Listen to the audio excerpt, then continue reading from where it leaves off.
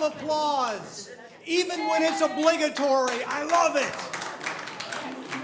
I love it because it's the sound of all of us coming together as one, which doesn't happen very much these days because we live in divisive times.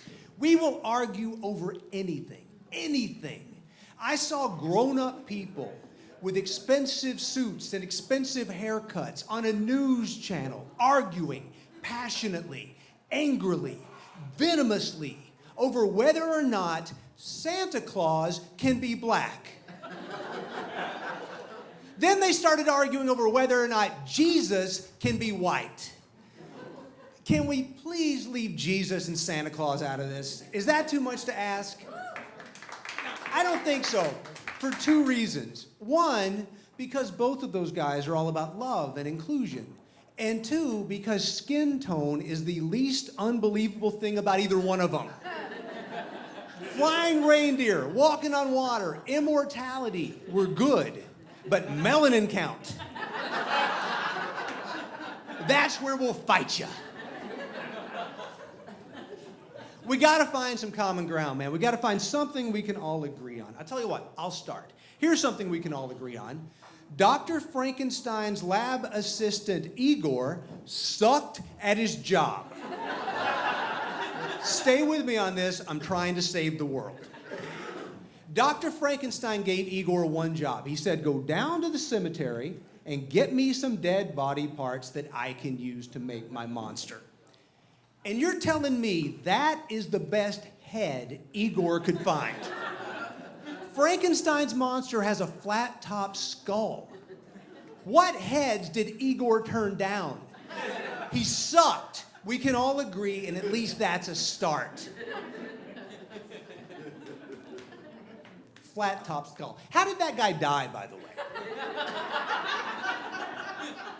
Was he beaten to death with a shovel?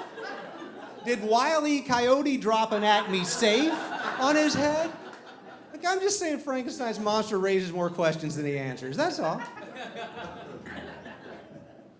You know, most comedians won't do monster humor. Afraid they're gonna get canceled. Afraid the monster will be on Twitter like, me offended, It's okay, it's fine, I can say this stuff, because some of my best friends are undead.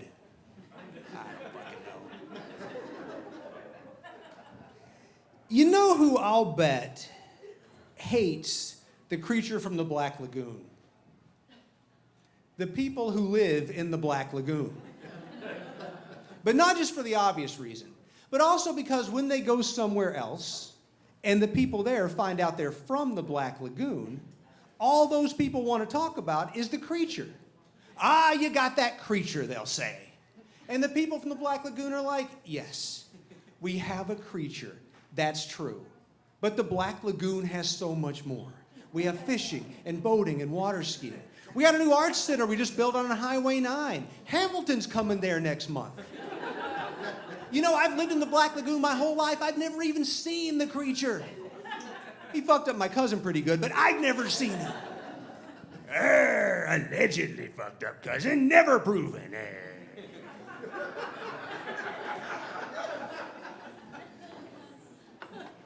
You know what I like about Frankenstein's monster? His fashion sense. You ever notice this? Frankenstein wears a black suit with a black t-shirt underneath, like he's going to some kind of Hollywood premiere. See, Frank knows that just because you're cobbled together from dead body parts with the brain of an insane maniac in your head and big bolts sticking out of your neck, that's no reason not to look dapper. I can appreciate that. Not sure about the platform boots, but he's trying, and that's the important thing. Now him just sucking up. You know, I think we're getting off track here. The point is this. Those suits and haircuts on the so-called news sites, they don't actually care what crayon we use to color Jesus or Santa Claus or the Easter Bunny. All they care is that we get angry about it and we get online. Me offended. Because that's how they get their clicks and their views and their likes, and that's how they line their pockets. And they gaslight us about it. They pretend they're not even doing it. I saw a headline on a major news site the other day that asked the question, why is this country so divided? Seriously? That's like if the fox was walking around the farm going, who killed all these chickens in this hen house? We have got to get to the bottom of this. Like, here's the thing. I had a best friend for 30 years since we were young. And he and I barely talk these days because of a stupid argument started by the haircuts and the suits on the so-called news sites. And we got off lucky because there are people being made so angry that they're killing each other over stuff like this.